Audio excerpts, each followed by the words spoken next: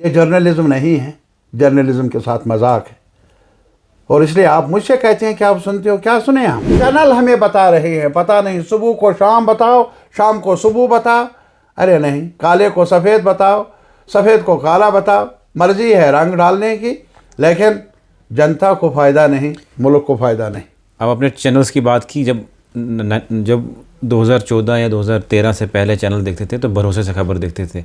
आज कैसे देखते हैं खबर आप? मैं तो देखता ही नहीं हूँ, इसलिए सच कहता हूँ। कान पक गए, डर लगता है। आज जो हमारे चैनल्स में, कुछ चैनल्स में यही काम हो रहा है, वो डराते हैं ज़्यादा। ज़रूरत है आवाम में एतमाद पैदा करना, आवाम के लिए कुछ अच्छी खबर सुनाना, या कम से कम जो सही बात है उसको पेश करना। आज वो नहीं, आज स्टूडियो में भी जंग जारी है। अभी तो सीज़ फायर हो गया, अभी दो मुल्कों के बीच में जंग हुई, बारूद का तबादला हुआ, लेकिन इसके अलावा आज अभी बारूद रुका हुआ है। जंग में गोलियां चलती हैं, आज गोलियां नहीं हैं, लेकिन स्टूडियोज़ में बराबर जंग है। मैं तो समझता हूँ जैसे जंग जारी है। सवाल है मुल्क के सामने, हमारे सामने, ऐसा क्यों हुआ? क्या जिम्मेदारी है उमर अब्दुल्ला की, सरकार की? इस पर बहस होनी चाहिए पार्लियामेंट के अंदर। मैं चाहता हूं हर लेवल पर बहस होनी चाहिए। सिक्योरिटी लैप्स हैं, ऐसा क्यों हुआ? क्यों हमारे 26-27 लोग बेगुनाह मारे गए? किनकी जिम्मेदारी है? उनका जवाब लिया जाना चाहिए। क्या उनका तहफ़्फ़ुज़ करना हमारी दिल्ली की जिम्मेदारी नहीं थी? चौक कहाँ हुई? लेकिन तारगमी साहब, आपने पूरी उम्र दी जम्मू कश्मीर की सियासत में, और आप दिल्ली को भी बाखूबी जानते हैं अंदर से कि दिल्ली किस तरह, बाहर से भी जानता हूँ, दिल्ली किस तरह सोचती है। क्या आपको लगता है कि दिल्ली आप लोगों को रियासत का दर्जा वापस देगी?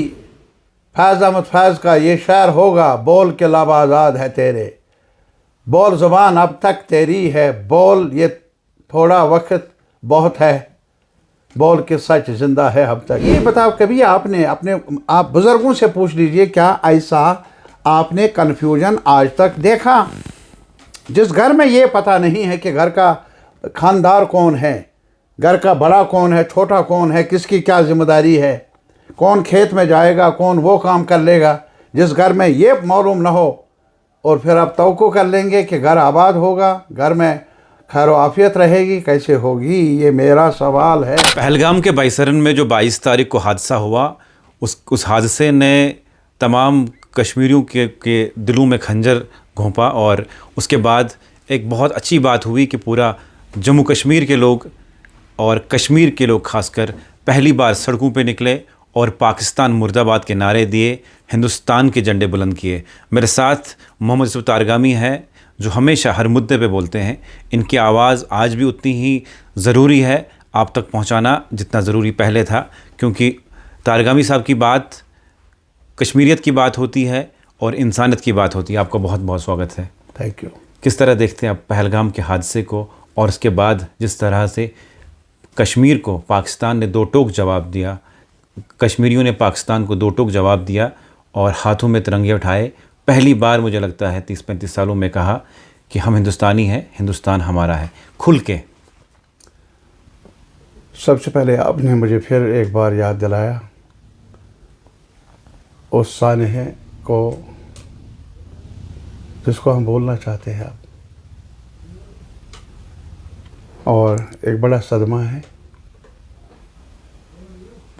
आज तक भी कई ऐसे वारदातें हुई हैं, कई वारदातें हुई, लेकिन पहली बार, जैसा कि भी आपने कहा, कश्मीर में नॉर्थ, साउथ, सेंट्रल, शहर, गांव एक ही आवाज़ थी, ये हमें मंजूर नहीं। ये नहीं किसी के कहने पर ऐसा किया गया, कहा गया। ये नहीं कि किसी पॉलिटिकल पार्टी ने कॉल दी हो, बल्कि ये स्पॉन्टेनियस दिल की आवाज़ थी, ज़बान पर आ गई। कहा ये हमारे मेहमान थे, और हमारी रवायात रही है हमारी तहजीब रही है मेहमानों का स्वागत करना, इस्तकबाल करना। वहाँ से वो आए कुछ दिन गुजारने के लिए, कुछ दिन बिताने के लिए, और फिर यहाँ से उनकी लाशें चली जाए। हमारा चेहरा मसक करने की एक मज़मूम कोशिश है।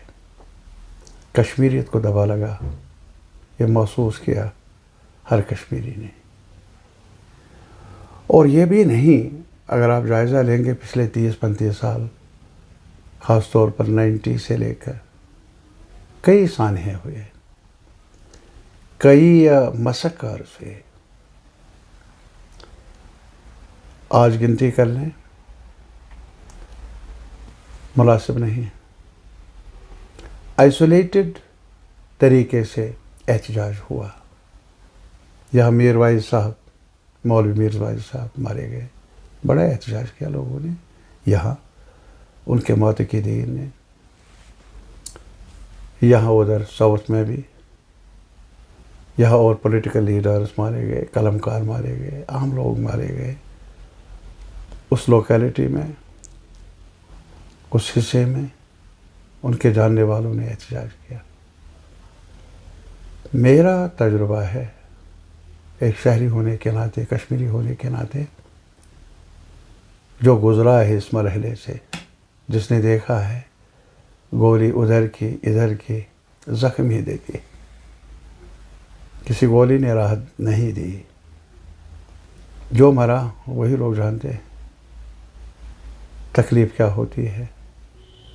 लेकिन पहली बार स्पॉन्टेनियसली मैंने देखा, हर जगह से नारा हुआ कि हमें ये मंजूर नहीं। अभी आपने कहा पाकिस्तान को गालिया है, उसको तिरंगा उठाया। मैं इस मामले में नहीं जाऊंगा।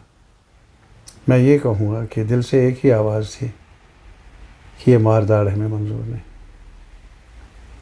ये खून आदम बह रहा है, लेकिन आपने आपने देखा कि मतलब पहली बार कश्मीरी खुल के सामने लाल चौक में आया और कहा कि हम हिंदुस्तानी, हिंदुस्तान हमारा है। ये नहीं, लेकिन बार बार ये सवाल उठते थे कि शायद कश्मीरियों को पाकिस्तान से प्रेम है, इस तरह से लोगों ने एलिगेशंस लगाए। लेकिन कश्मीरी निकला जब ये पता चला। मैं इख्तिलाफ रखता हूँ, अपनी राय रखता हूँ। ये पहली बार कश्मीरियों ने नहीं कहा कि हम पाकिस्तानी नहीं हैं, हम हिंदुस्तानी है ना। कई बार इम्तिहान हुए कश्मीरियों के, वो पास हो गए। आज की बात तो अपनी जगह, आज उन्होंने कहा खून आदम बहा, कोई अनआर्मड शख्स अपने बच्चों को साथ लेकर यहाँ आ जाए और उसका इस्तकबाल करना हमारे लिए फ़र्ज़ है, हमारी तहज़ीब है, हमारा कल्चर है। उस बात पर अफसोस था, उसको मज़म्मत हुई। लेकिन इससे पहले आप ये कहेंगे पहली बार हिंदुस्तान का नारा 47 में किसने नारा दिया यहाँ चौक में, लाल चौक में? तब तो फौज भी नहीं थी यहाँ। मैं उनसे मुखातिब होकर कहना चाहता हूँ जो बार बार ये इम्तिहान लेने की कोशिश कर रहे हैं, हमारी वतनीयत पर, हुब्बुल वतनी पर शक शुबा का इजहार किया जा रहा है। ये सिलसिला बंद होना चाहिए, रुकना चाहिए। मैं उन्हें आईने में देखने की गुजारिश करता हूँ। अपना भी चेहरा देखिए और कश्मीरियों का भी चेहरा देखिए। मैं पहलगाम में 2 दिन रहा और 2 दिन मैंने होटल वालों से बातचीत की, वहाँ के लोकल से बातचीत की। जब ये 22 रन का वाक़या हुआ उसके बाद टूरिज़म बिल्कुल ठप है वहाँ पे, क्योंकि नेशनल मीडिया ने जिस तरह से एक प्रोपेगेंडा चलाया कश्मीरियत के ख़िलाफ़, और उससे कहीं ना कहीं कश्मीरियत को डेंट हुआ। किस तरह देखते हैं उन रिपोर्ट्स को कि जिस तरह से नैरेटिव चलाया गया? मैं यही कह रहा था कि ये नहीं कि पहली बार कश्मीरियों ने रिश्ता जोड़ा हिंदुस्तान के साथ, अपनी मर्ज़ी से जोड़ा। उस वक़्त यहाँ फ़ौज नहीं थी फ़ौज। महाराजा भी यहाँ से चला गया था जब रेडर्स बारामुल्ला पहुँच गए। अरे साहब, यहाँ रेडर्स ने कहा कि हम एक मज़हब के साथ ताल्लुक़ रखते हैं, एक साथ मिलकर पाकिस्तान के साथ जाएंगे। यहाँ के लोगों ने कहा नहीं, मज़हब नहीं सिखाता आपस में बैर रखना। ये तब नारा लगा। इसीलिए मैं कहता हूँ कब यहाँ इस इम्तिहान में आप देख लीजिए 65 की जंग है, उसमें राजौरी पुंछ का हाल बताइए, कहाँ खड़े थे? उन्होंने हुब्बुल वतनी का सबूत दे दिया। आज क्यों बार बार उनका इम्तिहान लिया जाए? लेकिन मैं सिर्फ ये कहना चाहता हूँ, क्या कश्मीरी अवाम ने जिनके बारे में जिन्होंने बहुत कुछ सहा है, मुख्तलिफ शेड्स ऑफ वायलेंस, जिनको आज भी उनका जो चेहरा है मसक किया जा रहा है, उनकी आइडेंटिटी को पेश किया जा रहा है बाकी दुनिया में और मुल्क में, जैसे कि ये बॉर्न टेररिस्ट है। हमारे डीएनए में टेररिज्म नहीं है। मैं आपको याद दिलाऊंगा, जब मुल्क तकसीम हुआ, लाहौर से लेकर पंजाब, इस पंजाब तक, अमृतसर, जालंधर, लाशें थी, लाशों के ढेर थे। मैं आपसे ये भी कहना चाहता हूँ, अपने बुज़ुर्गों से पूछ लीजिए, जम्मू में जहाँ महाराजा की सरकार भी थी, यहाँ तो कोई फौज भी नहीं थी। एक भी कश्मीरी पंडित को, जो हमारे भाई हैं, आँच नहीं आई, कोई पुलिस वाला नहीं था। लेकिन जम्मू में कितने हज़ारों लोग मर गए। इसलिए मैं कहता हूँ कि कश्मीरियों के हुब्बुल वतनी पर बार बार इम्तिहान लेना मुनासिब नहीं है। और बल्कि ये मैं मशवरा दे दूँगा, गिरेबान में झांक कर देखे अहले इक़्तिदार, हुक्मरान आज के कल के, कि अगर कश्मीरियों को धक्का दिया है उस तरफ,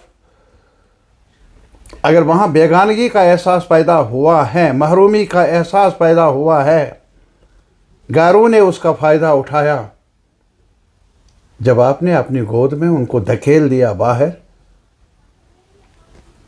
बाबा जायज़ा लेने की ज़रूरत है। और ये जो टेररिज्म है, मैं आज भी, मेरा यकीन है, सबसे पहला नुकसान जो हुआ है आज तक, वो कश्मीर के अवाम को हुआ।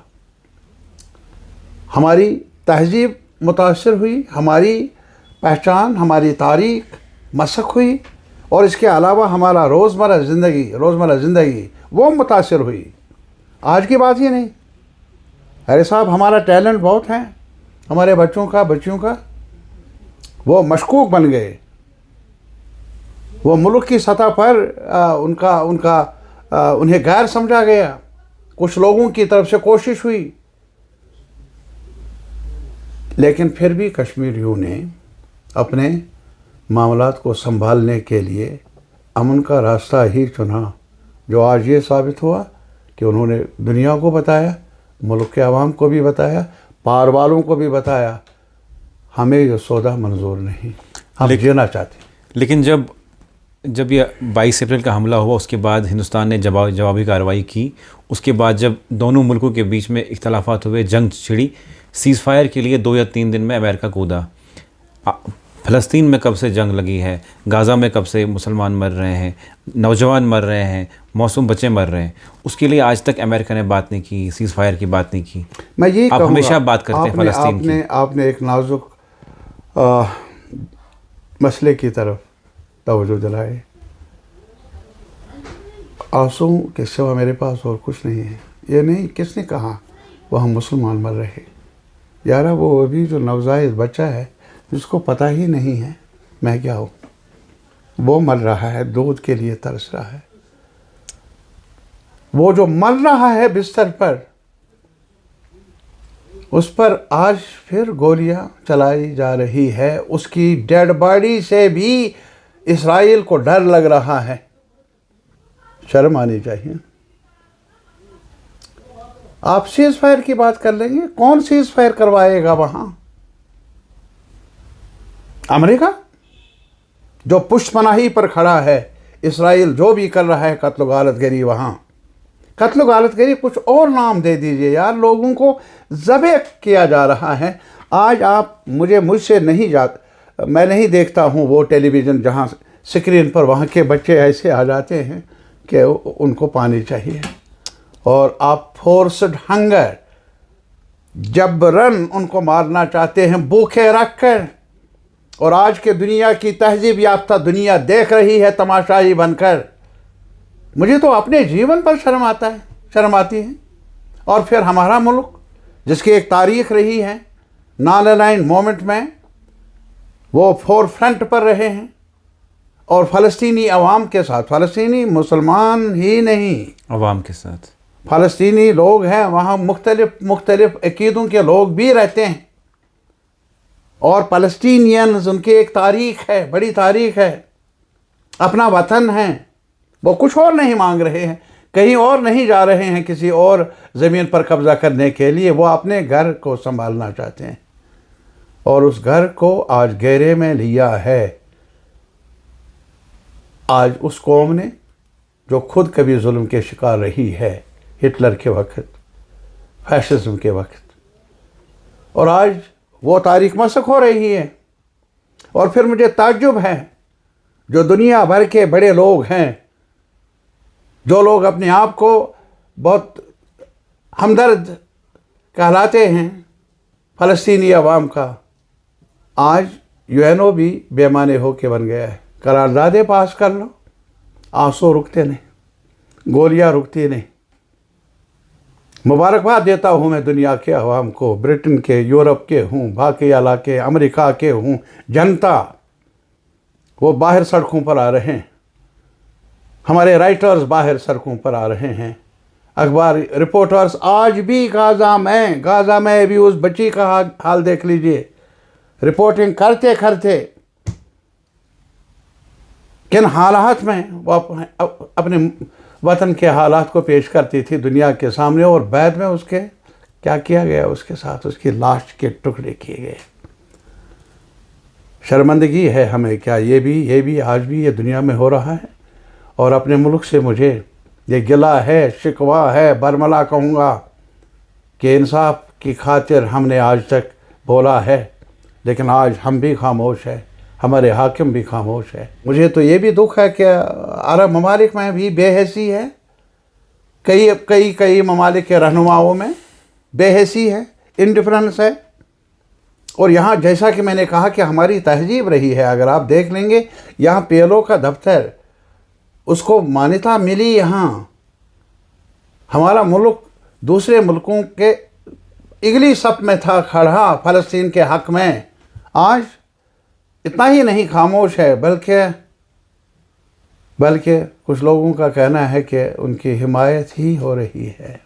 अफसोसनाक है। ये हमारी तारीख़ नहीं, हमारी रिवायात नहीं, हमारी तहजीब नहीं। और जो आपने कहा अभी, पूरी दुनिया एक कुंबा है, आपने सही कहा। क्या फ़लस्तीन के लोग उस कुंबे के हिस्सेदार नहीं हैं? ये सवाल अहले इक़्तिदार से, आपकी तरफ से भी होगा, हमारे आवाम की तरफ से होगा। लेकिन अब मैं वापस आता हूँ पहलगाम के मुद्दे पे, जो 22 तारीख को हुआ। उसके बाद कई टीवी चैनल्स पे और कई बीजेपी लीडर ये कहते हैं कि जब भी रीजनल पॉलिटिकल पार्टीज़ की सरकार जम्मू कश्मीर में आती है तो इस तरह की खून की नदियाँ बहती हैं, आतंकवादी हमले होते हैं, इन्हीं की साजिशें होती हैं उनके पीछे। मैं एक बात बताऊँ, अभी गवर्नर्स रूल 2018 के बाद रहा। आज अभी आप आदाद शुमार क्या बता रहे हैं, जम्मू के वो इलाके जो आज तक सख्त हालात में भी मुबर्रा रहे, वायलेंस के वारदातों से दूर रहे, उनमें भी टेररिस्ट अटैक कहिए, वायलेंस रहा, फौजियों पर हमले हो गए, बोल गए। मैं उन इलाकों की बात नहीं करता हूँ जिनके बारे में ये कहा जाता है कि ये कम्युनिटी है। मैं उस इलाके की बात करता हूँ जहाँ और लोग भी बसते हैं। रियासी में क्या हुआ, कटरा में क्या हुआ, बसोली में क्या हुआ, बाकी जगहों पर क्या हुआ। ये LOC पर रहने वाले कौन लोग हैं, आना जाना भी रहा, ऐसा क्यों, ये सवालात हैं। और फिर मैं ये कहूँगा, अभी जो यहाँ ये सानहा पेश आया, किसको मालूम नहीं है कि जहाँ तक पहलगाम का ताल्लुक़ है वो टूरिस्ट डेस्टिनेशन है, यात्रियों की डेस्टिनेशन है। हमेशा, ये आज की बात नहीं, वहाँ अगर आपकी सिक्योरिटी मौजूद नहीं, जहाँ चप्पे चप्पे पर पहरे हैं, वहाँ उस हिस्से में पुलिस वाला भी नज़र नहीं आए। आप मुझे बताइए कि ये गुनाह नहीं उनसे, उनका जिनके हाथ में इक़्तिदार की रस्सी है। इक़्तिदार की रस्सी ये नहीं कि उमर साहब है, उमर साहब को ये भी इख्तियार नहीं है क्या वो अपना पुलिस वाला, अपना PSO अपनी मर्ज़ी का रखे। माफ़ कर लेना मुझे, हमें उस लेवल पर पहुंचाया गया। यही तो दुख है मुझे कि अपनों को आप दूर रख रहे हैं, अपनों को आप अपनाते नहीं हैं और गैरों को रोकने में कामयाब नहीं होते, तो कसूर किसका, जिम्मेदारी किसकी? आज नहीं तो आवामी अदालत में जवाब देना ही पड़ेगा, मुझे भी अपनी करनी का और उनको भी जिनके हाथ में इक़्तिदार का सारा सांचा ढांचा है। जब ये सरकार बनी थी, अब लगभग 6-7 महीने हुए, उनने कहा था कि पहले ही हम अपने जब सरकार बनाएंगे तो दिल्ली से लड़ के अपने हकूक़ वापस लेंगे, लेकिन खामोशी है चारों तरफ, काम नहीं हो रहे हैं। मैं खामोश नहीं हूँ, मैं तो दिल्ली कल जाऊँगा और वहाँ पर भी बोलूँगा। वहाँ हमारी सेंट्रल कमेटी की मीटिंग है और करारदाद मंजूर कर लेंगे कि अहले इक़्तिदार से पूछ लेंगे कि वादा निभाओ, वादा निभाना सीखो। आपने पार्लियामेंट में वादा किया, ऑल पार्टीज़ मीटिंग बुलाई, प्राइम मिनिस्टर साहब थे, होम मिनिस्टर साहब थे, वहाँ NSA साहब थे, बाकी जोमा थे। वहाँ पर दोहराया गया कि इलेक्शन होंगे, डिलिमिटेशन होगा और फिर स्टेटहुड रेस्टोर होगा। ये दोहराया गया, रिकॉर्ड में है। आला पाए की मीटिंग बुलाई गई थी और फिर उसके बाद सुप्रीम कोर्ट में जो पिटिशन दायर की थी उन इक़दाम के चैलेंज के लिए जो 5 अगस्त 2019 को सरकार ने यकतरफा तौर पर उठाए, और उस बहस में सॉलिसिटर जनरल वहाँ ऑन रिकॉर्ड बयान देते हैं, अदालत को मुतल्ला करते हैं, बाखबर करते हैं सरकार की तरफ से, क्या पहले इलेक्शन होंगे इस डेट तक जो अदालत ने कहा था, उसके बाद यहाँ स्टेटहुड रेस्टोर होगा। आज 6 महीने हो गए इलेक्शन हुए, स्टेटहुड का आता पता, कोई कैलेंडर। लेकिन तारगामी किस नजूमी के पास हम जाए? कश्मीरी, जम्मू कश्मीर के लोग किस नजूमी के पास? और ये कोई आसान नहीं। मैं आपको ये बताना चाहूँगा, एक शहरी होने के नाते, ना समझ ले आपके कश्मीरी या जम्मू के लोग भीख मांगते हैं। हम इस सरकार से सिर्फ इतना ही मांगते हैं जो हमें हमारे साथ कॉन्स्टिट्यूशन में हुकूक हैं, जो वादाबंद है आप पार्लियामेंट में, जो वादाबंद हैं आप अदालत आलिया के सामने, वादा तो निभाओ। लेकिन तारगामी साहब, आपने पूरी उम्र दी जम्मू कश्मीर की सियासत में और आप दिल्ली को भी बाखूबी जानते हैं अंदर से कि दिल्ली किस तरह, बाहर से भी जानता हूँ, दिल्ली किस तरह सोचती है। क्या आपको लगता है कि दिल्ली आप लोगों को रियासत का दर्जा वापस देगी? नहीं, इस पोजीशन पे है आप अपने एक्सपीरियंस के हिसाब से बताइए, आपको लगता है कि वापस मिलेगा? आप सही कहते हैं, अगर उनकी नीयत पर जाएंगे तो लेते ही क्यों।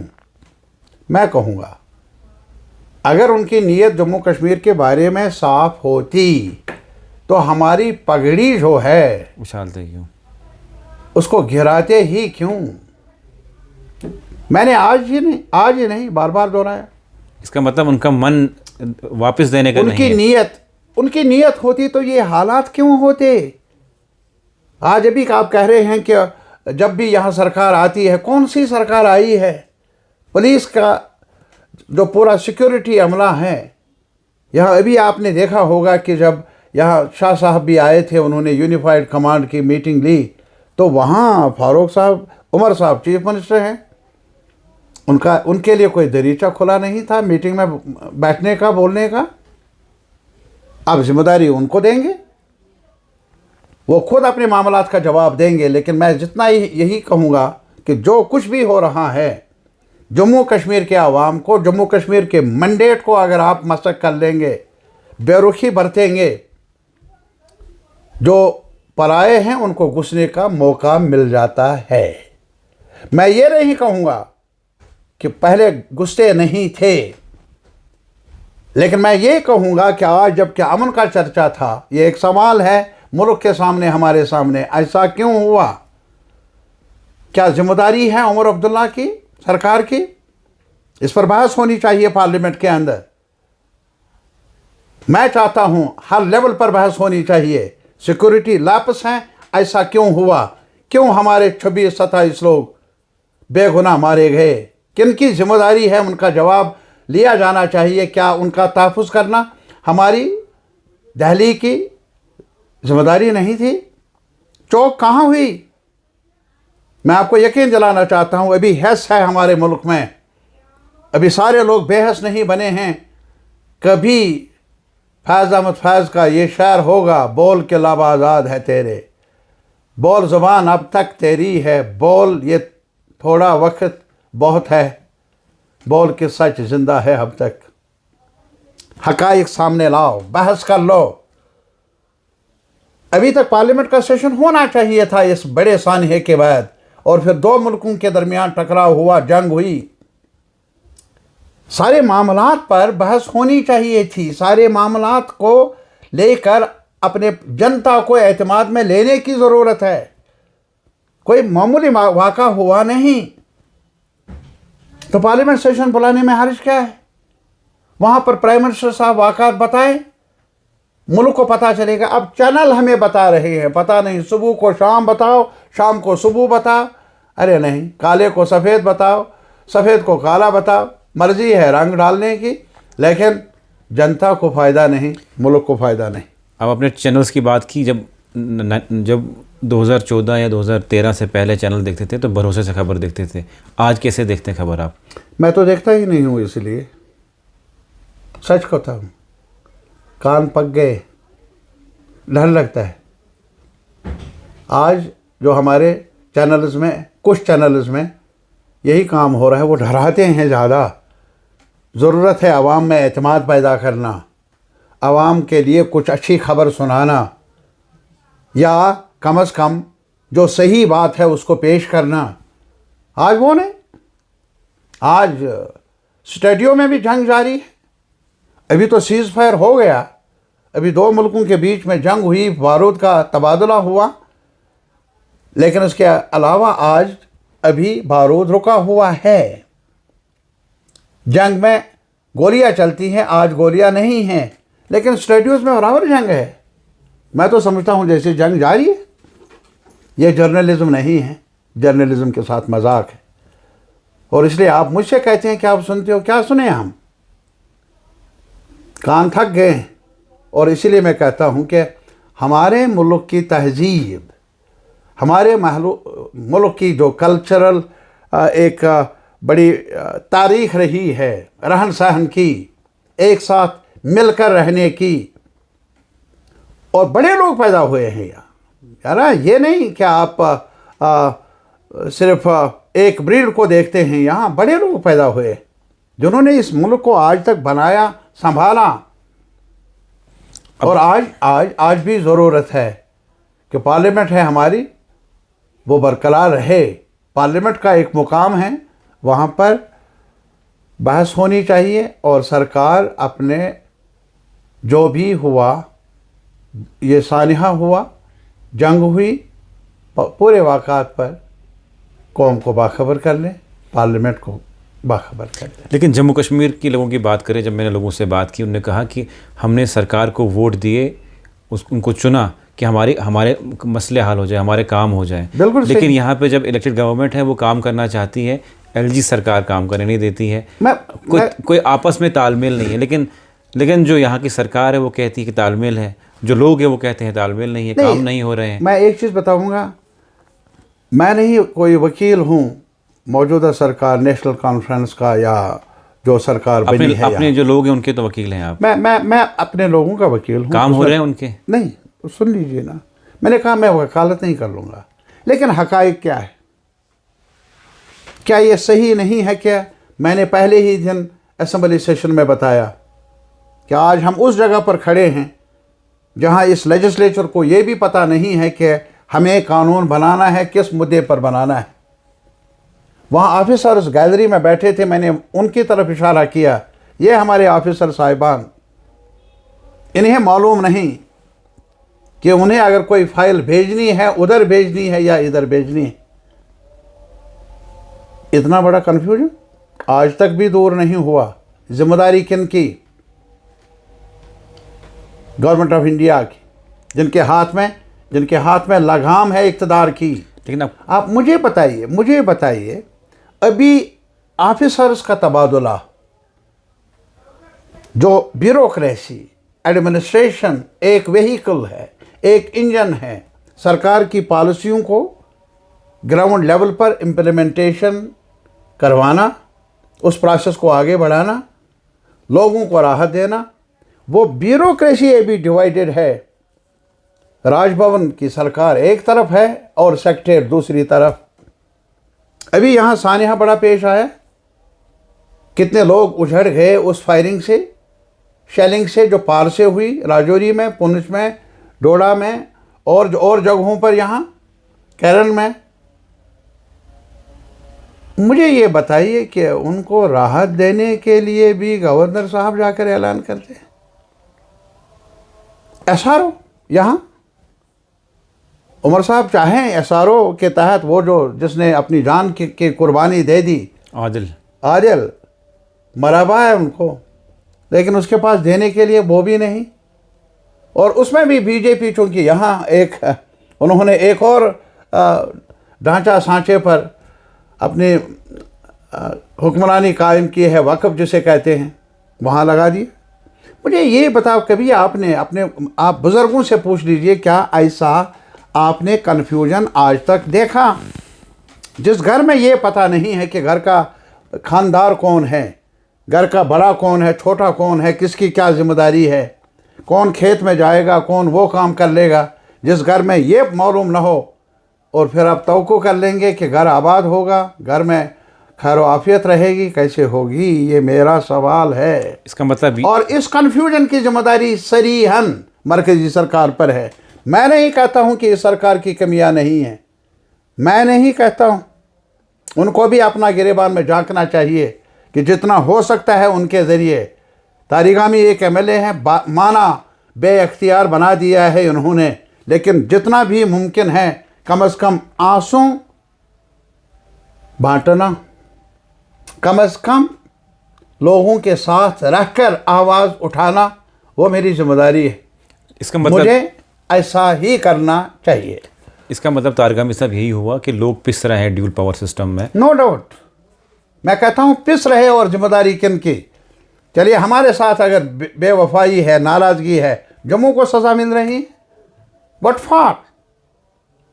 लेकिन आप सरकार से, आप सरकार का हिस्सा है, आप ये क्यों नहीं कहते कि सड़कों पे निकले अपना हक मांगे? नहीं, सड़कों पर निकलने के लिए कई लोगों ने कहा कि आप सरकार को चाहिए कि महब कि सड़कों पर निकल कर क्या होगा? हम सड़कों पर ही हैं। आप ये कहेंगे कल आप ये जो अपना जिस्मो जान निकाल कर, वो जिस्म जान तो सड़क पर ही है, जान हथेली पर ही है। मेरे भाई, वो सवाल नहीं है। टकराव हम नहीं चाहते हैं, कश्मीरी अवाम या जम्मू के अवाम। हमने एक डेमोक्रेटिक प्रोसेस को चुना है। क्यों आप सड़कों की बात करते हैं? हमने डेमोक्रेटिक प्रोसेस, चुनाव में हिस्सा लिया, जो कानून के दायरे में है, जो आईन के दायरे में है। मैं तो ये चाहता हूँ, मैं तो ये गुजारिश करता हूँ प्राइम मिनिस्टर ऑफ इंडिया से, पार्लियामेंट से, भाई हमारे साथ इंसाफ करो। हमने असेंबली में कहा, और कोई मुझे बताइए, आप जम्मू में भी जाइए, क्या बीजेपी के लोग ये नहीं चाहेंगे स्टेटहुड रेस्टोर हो? बताइए ना, उनको कहिए खुलकर आ जाए वो, क्या हम नहीं मानते? यहाँ बताइए, जो अपोजिशन में भी लोग हैं, क्या वो ये नहीं चाहते स्टेटहुड रेस्टोर हो?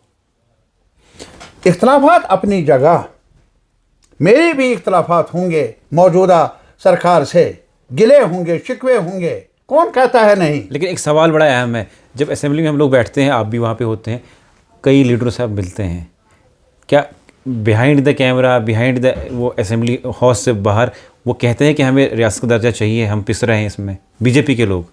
नहीं, वो उनसे ही पूछ लीजिए ज़्यादा। आपको क्या कहते हैं? नहीं, मैं सिर्फ एक मतलब कहते हैं, मेरी सेंस है ये, जम्मू के लोगों को क्यों वो चाहेंगे कि जो जम्मू के लीडर हैं वो क्या कहते हैं? मैं वही कहता हूँ, जम्मू के लोग ये नहीं चाहेंगे बेहतर ज़िंदगी हो जाए। आखिर उन्होंने हिस्सा डाला है पार्लियामेंट्री चुनाव में, असेंबली चुनाव में। जम्मू के लोगों ने किस पार्टी को दिया वो उनकी मर्जी है, तो इसी नीयत से दिया कि वो असेंबली मेंबर अपोजिशन में हूँ या अहले इक़्तिदार के साथ जुड़े हूँ, वो डिलीवर कर लें, उनको आसाइश मिले। हमने, गवर्नमेंट ऑफ इंडिया ने हमें मखमसे में डाल दिया है। मैं नहीं कहता हूँ कश्मीरियों को, मैं जम्मू कश्मीर के आवाम को कहता हूँ, उनको चौराहे पर खड़ा कर दिया है। हम सड़कों पर नहीं आना चाहेंगे, क्यों हम गला फाड़ देंगे? हमने तो एक डेमोक्रेटिक अपॉर्चुनिटी का इस्तेमाल किया है। एवेन्यू हमारा डेमोक्रेटिक प्रोसेस है, लड़ाई झगड़ा नहीं है। और मैं ये भी कहना चाहता हूँ, हम टकराव नहीं चाहते, गवर्नमेंट ऑफ इंडिया से हम टकराव नहीं चाहते। हम सिर्फ यही चाहते हैं कि एक साथ मिलकर अच्छा कर लें जम्मू कश्मीर के अवाम के लिए। और उसमें बुनियादी शर्त ये है, जो हमसे लिया गया, छीना गया आईन में दर्ज हुकूक, वो हमें वापस दो। चलिए, बहुत बहुत शुक्रिया। मेरे साथ थे CPIM के सीनियर नेता मोहम्मद यूसुफ तारगामी साहब। बात करना बहुत ज़रूरी था पहलगाम के मुद्दे को लेके और जम्मू कश्मीर की सरकार में क्या चल रहा है, क्या लोगों के काम हो रहे हैं या नहीं हो रहे हैं, तमाम बातों का जवाब दिया। लेकिन एक अहम बात यह है कि जिस तरह से कश्मीरियों पे एलिगेशन लगते हैं कि वो हिंदुस्तानी हैं या पाकिस्तानी हैं, जब पाकिस्तान की शेलिंग उड़ी में होती है तो वो हिंदुस्तानी पे शेलिंग करते हैं, वो कश्मीरी पे या मुसलमान पे शेलिंग नहीं करते हैं। कि हम सब लोग पाकिस्तान के लिए हिंदुस्तानी हैं, मुसलमान या कश्मीरी नहीं है। ये सब TV चैनल्स को और सभी उन लोगों को समझना चाहिए जो लोग नोएडा से बैठ के ये बात करते हैं और ये खबरें चलाते हैं। आपकी क्या कुछ राय है, कमेंट सेक्शन में ज़रूर लिखिएगा। Thank you.